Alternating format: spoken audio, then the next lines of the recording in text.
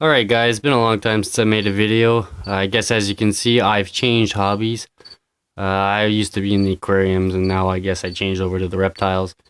And what I like to do when I get into hobbies, I like to make a little bit of money on the side so that it kind of pays for the hobby on its own. Since as we all know, these hobbies can get pretty expensive. So what I started doing, I started breeding my own crickets. And it's been so successful so far, I've had no choice but to sell my pinhead crickets to people around. I sell them for about half the price of stores, so I don't really mind. I can get about 5,000 crickets every 2 weeks, maybe. So, 5,000, about 20 bucks a thousand around here. You can do the math. But yeah, so what I'll show you is how you can basically breed your own crickets, either for your own consumption. By own consumption, I mean for your reptiles or maybe yourself. I don't know what kind of person you are, but anyways. Like I said, I can breed about 5,000 every week. I'll give you a little show of my bin here on the left, which is absolutely full of pinhead crickets. And on the right, well, that's just simply my adult bins where they lay their eggs.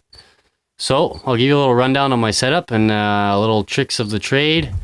And hopefully you'll have some success. And if you have any questions, don't be shy to shoot a comment below. And I'll do my best to try and answer you. So on the left here, I have my pinheads. And as you can see, this is simply from 1 week, maybe 2 weeks. And it's absolutely full. You might not be able to see them well right now, but what I'll do, I'll give a little blow and you can see them all move around. Yeah, they're absolutely all over the place. The camera does not do it justice, but they are all over. Anyways, on the right hand bin here, what you got are your adults with a couple of laying bins in there. I bought about 200 crickets, threw them all in here with 2 of those laying bins. I'll get this thing out of the way so you can see properly. So that's not the easiest thing to film with one hand. Anyways, as you can see in here, all there is a few egg cartons, cylinders, and the most important part right here is the egg laying box. So what you do is that you want to throw some apples, egg cartons, and your crickets in here. Keep the soil moist, and what they'll do is lay eggs in the thousands. The more egg laying boxes you have, the better, because what tends to happen with crickets is that they can surpopulate in eggs in the egg laying boxes, which will reduce the chances of laying success. So what I tend to do is put at least 2 bins. If you even look in here, you can see that they're already laying a couple of babies. They're actually hatching already. So these boxes have been in here for about a week. I can see a baby hatching right now, so that is basically time for me to transfer these over into the pinhead bin. And that means I'm going to have another 5,000 crickets. So I guess I'm kind of biting off more than I can chew right now. I'm in the Montreal area, so if you want crickets, give me a holler. I am selling them cheap. So what you want to do, get a Rubbermaid bin. I went to Canadian Tire and got this one for $3. It was on special for Christmas. Sweet. Take the lid, cut out a big hole, put some mosquito screen on it, whichever way you want to do it. I fastened them with screws because I didn't want to frig around with hot glue and all that crap. As long as there's no major holes that the big guys can't get out of, there's no problem. Another trick which people do is put a lining of packing tape all around the edge of the bin, so that if these little critters decide to try and climb, you can basically put tape there and they will slide because they cannot grab onto packing tape. So that is the easiest way to keep them in. I basically have a regular lamp bulb underneath it. It's 100 watt. For adult crickets, they like it high 70s, low 80s. As long as it's dry, you give them water, food, What I do is that I mist my laying boxes every day, so they basically drink from those laying boxes. Plenty of water for them. I don't get that cricket crap that they sell in those cans that guarantee that they won't drown, all that crap. I just spray real water. And as you can see, I've had no problem, and I have pinhead success like crazy. So, pinheads, what you want to do for laying boxes is go to the dollar store, and what they have there are for $6 for $1, I think it is.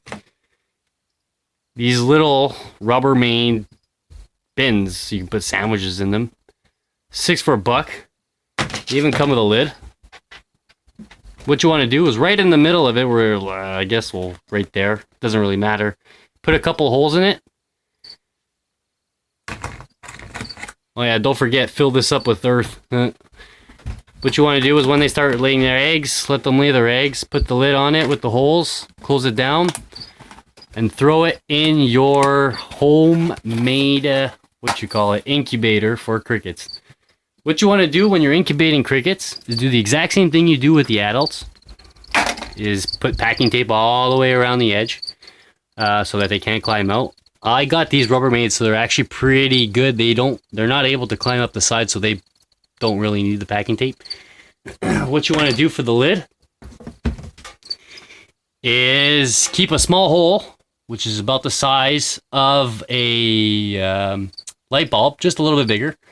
And what I did was I made this homemade, I guess you can call it reflector. And all it is a aluminum tube with a piece of wood. And I basically screwed it in, that's it. And put a light bulb fixture underneath it. And it protrudes about 3-4 inches underneath. So what you do, you just pop that right in the hole, like so. And your crickets are nice and sealed. And when you're incubating baby crickets, you want to keep them at least 82 to 86 degrees. They like it nice and warm and dry. The most important thing is to give them water. They will dehydrate fast. So what you want to do is give it Kleenex soaked in water, and they will just climb on there and drink whenever they want.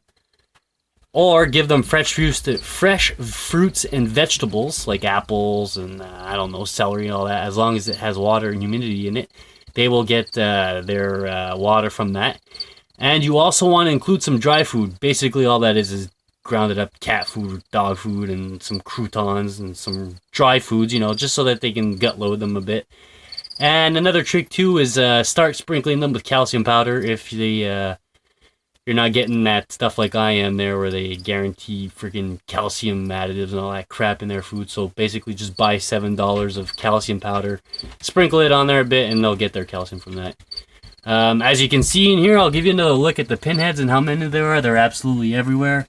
I will never run out, and I am making lots and lots of money selling these pinheads, and I am not going to run out anytime soon. What you want to do is get a third bin so that when these guys start getting sub-adults and older, you can keep them to size and not have to worry about switching them over and changing bins and all that nonsense. So 3 bins: adults, pinheads, sub-adults. Keep them to size. When you're ready to sell, well, good luck, because if you just do it this way, keep it to 84 degrees for the babies, 80 degrees for the adults.